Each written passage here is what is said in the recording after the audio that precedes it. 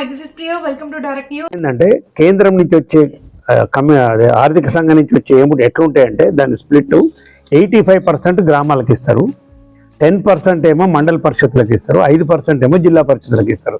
ఇది పూర్వకాలం నుంచి వచ్చిన స్ట్రక్చర్ 85-10-5. ఇప్పుడు ఏమైపోయింది, మండల పరిషత్ ఎన్నికలు జరగలేదు కాబట్టి ఆ 10% వీళ్ళు పంపుతలేరు, వాళ్ళు ఇస్తలేరు. ఆ 5% అంటే 15% అమౌంట్స్ 15% అనేది కేంద్రం నుంచి రావట్లేదు. ఇక మిగిలింది 85%. 85%లో ప్రతిసారి ఏం చేయాలంటే వీళ్ళు మ్యాచింగ్ గ్రాంట్ పంపాలి, రాష్ట్ర ప్రభుత్వం పంపిస్తే వాళ్ళు రిలీజ్ చేస్తారు. ఇప్పుడు ఏమైపోయినాయి, వీళ్ళు మ్యాచింగ్ గ్రాంట్ పంపకపోవడం ద్వారా ఇప్పుడు ఈ 31కి అయిపోయింది. ఈ 16వ ఆర్థిక సంఘం మొదలు కావాలి, ఇంకా ఏం కాలేదు.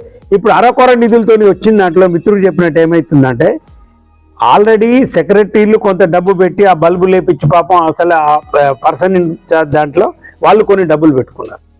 మాజీ సర్పంచులు, అంతకుముందు సర్పంచులుగా పనిచేసిన వాళ్ళు ఊర్ల అవసరాల కోసము మిగతా వాటి కోసం వాళ్ళు అప్పులు చేసి గ్రామ అవసరాలు తీర్చిండ్రు, పాపం ప్రజల అవసరాల కోసం వాళ్ళు కష్టపడి చేసిండ్రు. ఇప్పుడు మాజీ సర్పంచుల బిల్లులు ఒక్కటి కూడా పాస్ అయ్యే పరిస్థితి లేదు.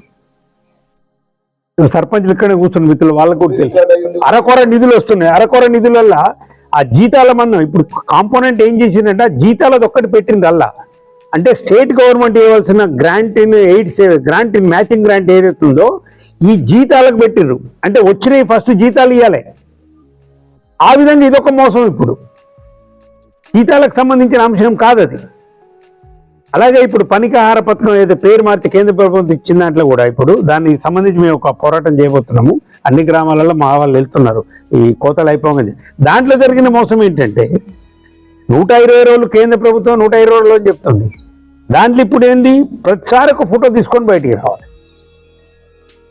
ఈ ఫోటో తీసుకుంటూ రాడు, వీళ్ళకు పని చేసిన పాపం వీళ్ళకి పైసలు రాడు. అట్లా కట్ అయిపోయింది. 26,000 కోట్లు యాక్చువల్ సెంట్రల్ గవర్నమెంట్ కట్ చేసింది. పల్లెల్లో ఉన్నది గ్రామ స్వరాజ్యం అని కేసీఆర్ గారు ఏదైతే అన్నారో ప్రతి నెల పల్లె ప్రగతి కింద 323 కోట్లు కరోనా టైంలో కూడా కేసీఆర్ గారు పంపించారు. ఇప్పుడు తేడా స్పష్టంగా కనిపిస్తుందని ఇప్పుడు ఎన్నికైన సర్పంచులు కూడా, కాంగ్రెస్ సర్పంచులు కూడా చెప్తున్నారు, అన్న కేసీఆర్ గారు ఉన్నప్పుడు మంచిగా జరిగితే నెల పైసలు వచ్చేది. అక్కడ మేము రైతు వేదిక కట్టుకున్నాం, కళ్ళాలు కట్టుకున్నాం, అన్ని కట్టుకున్నాం, గ్రామంలో అభివృద్ధి జరిగింది, పాత ఇల్లు కూల కొట్టుకున్నాం, పాత బావులు బూట్టుకున్నాం, ఒక మంచి వాతావరణం ఉంటే ప్రతి నెల 323 కోట్లు వచ్చింది. ఇప్పుడు కేంద్ర ప్రభుత్వం ఆర్థిక సంఘం ఇచ్చేవాడికి వీడు మ్యాచింగ్ గ్రాంట్స్ పంపుతారు. వాళ్ళు ఏమంటారు, కేంద్ర ప్రభుత్వం మ్యాచింగ్ గ్రాంట్స్ ఇస్తే కదా మేము ఇచ్చేది, మీ రాష్ట్ర ప్రభుత్వం మీరు ఒత్తిడి చేయండి అని వాళ్ళు అంటారు. ఇక ఇంకొకటి దీనికి సంబంధించి మిత్రులు అడిగిన దానికి మొన్న కాగు మీకు తెలుసు కదా, కంట్రోలర్ జనరల్ ఆఫ్ ఆడిట్ దాంట్లో అన్ని పత్రికల్లో నీకు ఇది 363 రోజులు అంటే 360 రోజులు సంవత్సరం ఉంటే 363 రోజులు రిజర్వ్ బ్యాంక్ నుంచి చేబదులు తెచ్చుకొని నడిపింది ఈ ప్రభుత్వం లాస్ట్ ఇయర్ పోయిన ఈ మార్చి వరకు. అంటే ఈ ప్రభుత్వం యొక్క ఆర్థిక వనరులు సొంత వనరులతో సంవత్సరంలో వీళ్ళు గవర్నమెంట్ నడిపింది ఎన్ని రోజులు అంటే 2 రోజులు. చేబదులు తెచ్చుకొని 27,000 కోట్ల రూపాయలు చేబదులు తెచ్చుకొని 30 కోట్లు కట్టాలి. ఆ పైసలు కట్టలే. అప్పులో అంటారు కేసీఆర్ అప్పులు చేసిపోయినాడు రేవంత్. అరే సంవత్సరంలో నువ్వు నడిపింది ఎంత, అది దేనికోసం పెట్టిందంటే రాజ్యాంగంలో ఏమన్నా అత్యవసరంగా పడితే అప్పుడప్పుడు సంవత్సరంలో ఒక 2-3 నెలలు అట్లా ఇట్లా నెలకు ఒకసారి 2 నెలలు 3 నెలలకు ఒకసారి క్వార్టర్ ఎండింగ్ అంటారు, ఆ క్వార్టర్లో అవసరం పడి తీసుకోవాలి. వీళ్ళు 363 రోజులు ఆ ఓవర్ డ్రాఫ్ట్ రిజర్వ్ బ్యాంక్ దగ్గర ఓవర్ డ్రాఫ్ట్ వాడుకొని 27,000 కోట్లు తెచ్చి. ఇంకొకటి స్టేటు ఖజానాలో ట్రెజరీలో ఎప్పుడు కూడా 138,000 కోట్లు ఉండాలి. అది ముట్టుకోవడానికి వీల్లేదు ఎవరైనా. అంటే బాటమ్ లెవెల్ రిజర్వ్స్ ఏవైతున్నాయో 1,38,00,000 ఉండాలి. ఇప్పుడు దాంట్లో 10,000 కూడా లేవు.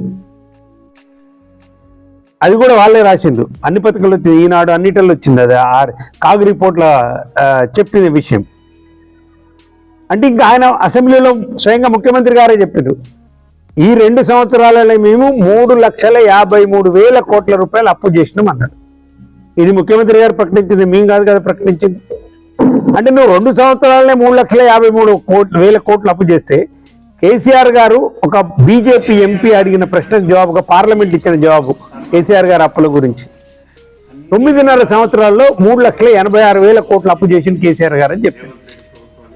ఈ లెక్కన ఈయన 5 సంవత్సరాల పరిపాలన చేస్తే తప్పకుండా దాదాపు 10 లక్షల కోట్ల అప్పులే అవుతాయి. మీరు ఏం నడిపిస్తున్నారు? ఆదాయం పెంచుకునే వనరులు మాకు బాగా తెలుసు అని చెప్తారు. ఏది రాష్ట్రాన్ని అప్పులపాలు చేస్తారు. ఎక్సైజ్ తీయాలి ఎంతండి 40,500 కోట్లంట.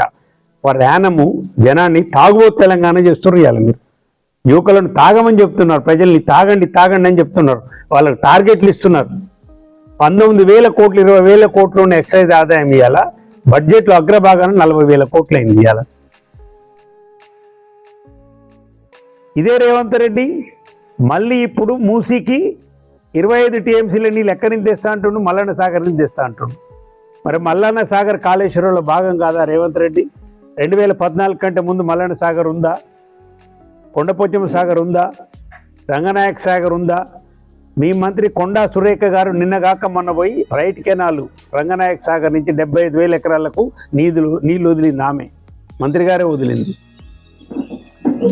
అంటే లేనిపోని అభూత కల్పనలు కల్పించి దీని మీద కాళేశ్వరం మీద ఒక వ్యతిరేక ప్రచారం చేసి అక్కడ చంద్రబాబు నాయుడు పోలవరం కంప్లీట్ అయ్యేదానిక ఈ నీళ్ళని ఇట్లనే గోదావరిలో వదిలేయాలి. ఇది కదా అసలు కుట్ర మేము చెప్పేది. కాళేశ్వరం ప్రాజెక్టు మీద, జీవధార అయిన కాళేశ్వరం మీద ఇటు అక్కడి నుంచి వరంగల్ నుంచి మొదలు పెట్టి తుంగతుర్తి కానీ సూర్యాపేట కానీ మిగతా నియోజకవర్గాలకు అనేక చెర్లకు నీళ్ళు ఇచ్చిన కాళేశ్వరం మీద మీరు ఈ విషయం కక్కుతుంటారు రేవంత్ రెడ్డి. అదే విషయం ఇవాళ బీజేపీ మంత్రులు కూడా కక్కుతున్నారు. ఎక్కడ? పార్లమెంట్లో. బీజేపీ ప్రభుత్వము స్పష్టంగా ఇక్కడ రేవంత్ రెడ్డి ప్రభుత్వాన్ని రక్షించేదానికి పూనుకున్నది. మీరు శాసనసభలో చూడండి, మహేశ్వర్ రెడ్డి గారు మాట్లాడారు. అక్కడ కూడా మీరు సభలో చూడండి, పార్లమెంట్లో కూడా చూడండి. ఇద్దరు ఇక్కడ వీళ్ళకి 8 ఎంపీలు ఉండ్రు, వాళ్ళకి 8 ఎంపీలు. మొన్న ఒక ఆంధ్ర ఎంపీ మాట్లాడితే ఒక్క ఎంపీ మాట్లాడినాడండి. తెలంగాణ బిల్లు పాస్ అయిన రోజు, బిల్లు ఆమోదం ఉంది, లోక్సభ ఆమోదం పొందిన రోజును పార్లమెంటరీ డెమోక్రసీలో బ్లాక్ డే అన్నాడు. ఆయన చీకటి రోజు అన్నాడు. 4 కోట్ల మంది విముక్త అయి స్వరాష్ట్రాన్ని సాధించుకున్న రోజు, పార్లమెంటు ఆమోదం పొందిన రోజు కేసీఆర్ కొట్లాడి 14 సంవత్సరాలు అట్లాంటి సుదీనాన్ని, తెలంగాణ ప్రజలకు సుదీనాన్ని ఆయన బ్లాక్ డే అంటుండు. ఒక్క ఎంపీ, బీజేపీ ఎంపీ కానీ, ఒక్క కాంగ్రెస్ ఎంపీ కానీ కనీసం నిరసన కూడా తెలియజేయలే పార్లమెంట్లో. ఈ 2 జాతీయ పార్టీలు తెలంగాణ ప్రజలకు ప్రయోజనాలకు వ్యతిరేకంగా పనిచేస్తున్నాయి, అనుకూలంగా పనిచేస్తున్నాయి అనేది తెలంగాణ ప్రజలు దయచేసి ఆలోచించారా. నా కాలేజీ, నా ఇంటర్మీడియట్ ఏమో తెలుగుదేశంతో, కాలేజ్ ఏమో దీంతో, నౌకరేమో కాంగ్రెస్ని చేస్తున్నా అన్నాడు. ఇటువంటి వ్యక్తిని కేవలం ముడుపుల కోసము రాహుల్ గాంధీ ఎంకరేజ్ చేయటం, ఆయన పెట్టుకోవడం అనేది దురదృష్టకరం అని కాంగ్రెస్ వాళ్ళు, అసలు కాంగ్రెస్ వాళ్ళు భావిస్తారు. భూ కబ్జాలకు సంబంధించి పొంగులేటి శ్రీనివాసరెడ్డి ఇవాళ కూడా పేపర్లు మీరు గమనిస్తారు, అన్ని మీడియాలో వచ్చింది. బస్తీని మొత్తం కూడా ఆక్రమణ చేయడానికి పూనుకుంటుంది పొంగులేటి శ్రీనివాసరెడ్డి. మొన్న శాసనసభలో కేటీఆర్ గారు, హరీష్ రావు గారు లేవనెత్తిన ప్రశ్నలకు జవాబు చెప్పలేక 17 ఎకరాల భూమి కొత్వాల్గూడలో, అది నిషేధిత ప్రాంతం, మైనింగ్కు నిషేధిత ప్రాంతం, క్రషర్లు పెట్టడానికి అక్కడ అనుమతి లేదు. 17 ఎకరాలలో అక్రమ క్రషర్ పెట్టి మైనింగ్ చేస్తూ ఉంటే అప్పటికి పొల్యూషన్ బోర్డు వాళ్ళు నోటీసులు ఇచ్చి 2 సార్లు విజిట్ చేసిన రిపోర్ట్లు మొత్తం ఉన్నాయని సబ్మిట్ చేస్తే ముఖ్యమంత్రి స్వయంగా ఒప్పుకున్నాడు. అక్రమం జరిగిన మాట వాస్తవమే, ఏదో 1 కోటి 2 కోట్ల పెనాల్టీ ఇస్తే ఆయన కట్టిండని కూడా ఏదో మాట్లాడి. అంటే అక్రమ మైనింగ్ జరుగుతున్నా కూడా పొంగులేటి శ్రీనివాసరెడ్డిని ఎన్కేట్ రావడానికి గల కారణం ఏంది ముఖ్యమంత్రి అనేది కూడా ఒకటి ఆలోచించాలి. ఏమడిగిందంటే బీఆర్ఎస్ సభ్యులు హౌస్ కమిటీ వేయమన్నారు. ఇది జాగ్రత్తగా వినాలి, మనం తెలంగాణ ప్రజలు కూడా గమనించాలి. హౌస్ కంటే అంటే సభా సంఘంలో పోస్టులలో 50,000 పోస్టులు కేసీఆర్ గారు నోటిఫికేషన్ ఇచ్చిన టైంలో చేసినాము. మేము ఇచ్చిన ఏమైనా 16,979 అని అతి స్పష్టంగా చెప్పినారు. అంటే 2.5 సంవత్సరాల్లో మీరు ఇచ్చింది 16,000 ఉద్యోగాలు. మీరేం చెప్పినారు? జాబ్ క్యాలెండర్ మొదటి సంవత్సరమే 2 లక్షల ఉద్యోగాలు ఇస్తా ఉన్నారు. ఈ విధంగా తెలంగాణ రాష్ట్రంలో ప్రతి వర్గాన్ని మోసం చేసి మీరు ఓట్లు వేయించుకొని ఇలా వాళ్ళను అనగదొక్కే ప్రయత్నము, ప్రజాస్వామ్యం గురించి మాట్లాడితే తొక్కుతాము, నరుకుతాము అంటే ఈ హేట్ స్పీచ్ బిల్లును తీవ్రంగా బీఆర్ఎస్ పార్టీ వ్యతిరేకిస్తుంది. ఇది సెలెక్ట్ కమిటీ నుంచి ఇమ్మీడియట్గా వాపసు తీసుకోవాలి, ఉపసంహరించుకోవాలని మేము డిమాండ్ చేస్తున్నాం. అదేవిధంగా 6 గ్యారెంటీలకు సంబంధించి చివరగా గవర్నర్ గారు తమిళిసై గవర్నర్గా ఉన్నప్పుడు మొదటి శాసనసభలో దీన్ని చట్టబద్ధత తెస్తామని వాళ్ళు మేనిఫెస్టో పెట్టారు. స్వయంగా గవర్నర్ గారు ఉభయ సభలను ఉద్దేశించి మాట్లాడే స్పీచ్లో చెప్పినారు 6 గ్యారంటీలు చట్టబద్ధత మీద ముఖ్యమంత్రి రేవంత్ రెడ్డి గారు సంతకం పెట్టినారు అని చదివింది ఆమె. మీరు చూడండి, వెరిఫై చేయండి. మరి గవర్నర్ బిల్లు అంటే అనేక మంది భార్యలు చేసుకోవడం తప్పని సెంట్రల్ గవర్నమెంట్ ఒక చట్టం ఉన్నప్పుడు కూడా ఇంకా శిక్ష పెంచాలి అని 7 సంవత్సరాలు దాన్ని 10 సంవత్సరాలు చేయాలని ఆయన బహుభారతం గురించి ఒక బిల్లు పెడితే ఎన్టీ రామారావు గారు స్వాగతించి అసెంబ్లీలో చర్చ పెట్టి ఒప్పుకున్నారు. అది బిల్లు చేసింది. ప్రతిపక్షాలు పెట్టినప్పుడు మంచిదైనప్పుడు మీరు మర్చిపోయినప్పుడు మీ 6 గ్యారెంటీలకు చట్టబద్ధత కల్పిస్తామని మీరు చెప్పిన దాన్ని పెట్టి ఎందుకు ఒప్పుకోరు? మీరు రాజశేఖర రెడ్డి గారు చాలా గొప్పవాడని మొన్న అసెంబ్లీలో కూడా చెప్పింది. రాజశేఖర రెడ్డి గారు స్వయంగా ఓబులాపురం మైన్స్లో ఇట్లనే జాయింట్ పార్లమెంట్ అది హౌస్ కమిటీ వేయమని సభా సంఘం వేయమని ఆనాడు తెలుగుదేశం పార్టీ వాళ్ళు డిమాండ్ చేస్తే ప్రతిపక్ష నాయకుని అధ్యక్షతన నాగం జనార్దన్ రెడ్డి గారి అధ్యక్షతన ఓబులాపురం మైన్స్ సంబంధించి సభా సంఘం వేసిన రాజశేఖర రెడ్డి గారు వేయండి. మీరు కూడా అదే మరి. ఇవన్నీ ఏవి లేవు, ఏ ఆచారాలు లేవు, అసెంబ్లీ మా డీసెన్సీ లేదు. అసెంబ్లీ అంటే ఏమంటారు, దానికి సంబంధించి ఆయన అడ్డగోలుగా మాట్లాడడానికి తిట్లు తిట్టడానికి ఉపయోగించే వేదికగా వైషమ్యాలు